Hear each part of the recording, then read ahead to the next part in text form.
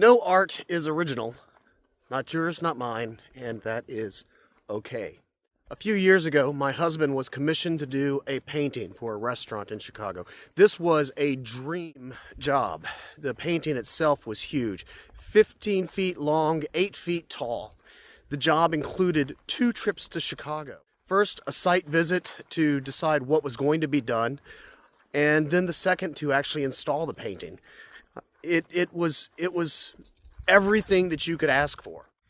And what did they ask for? They asked for Leonardo da Vinci's The Last Supper, but with pigs, and it's an oyster roast. A painting not just inspired by, but to mimic one of the most famous paintings of all time, which was not original. Leonardo da Vinci was not the first to paint The Last Supper. He was not the last to paint The Last Supper.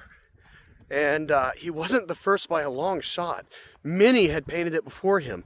The earliest known version of The Last Supper dates back to the 3rd century. And even then, it wasn't original because it was a representation of a story from the Bible,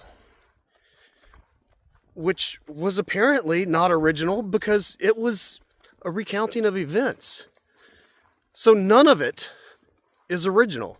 Not the story, not the painting, not the derivatives of the painting. And this isn't true just for painting.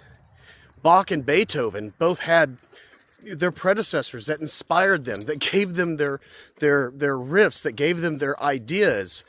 They cut their chops on someone else's music, mimicking other people's style and form until they were able to develop their own style and form. None of it was original. And even today, Picabelli's Canon in D can be found in dozens of songs, the most famous of which would be Maroon 5's Memory. The hit sitcom Friends was inspired by Living Single, which was applauded for being groundbreaking because of its all-black cast. But even that wasn't groundbreaking. We had already seen that before in Good Times and Sanford and Son. Sanford and Son was inspired by All in the Family, which was inspired by a British TV show called Till Death Do We Part. And all of those were sitcoms using a structure and format performed in front of a live studio audience using a 3-camera system that was developed for the I Love Lucy show, which itself was inspired by... I'm going to stop myself there. You get the point. None of it was original. Not art, not music. In fact, the only possible original art was cave art.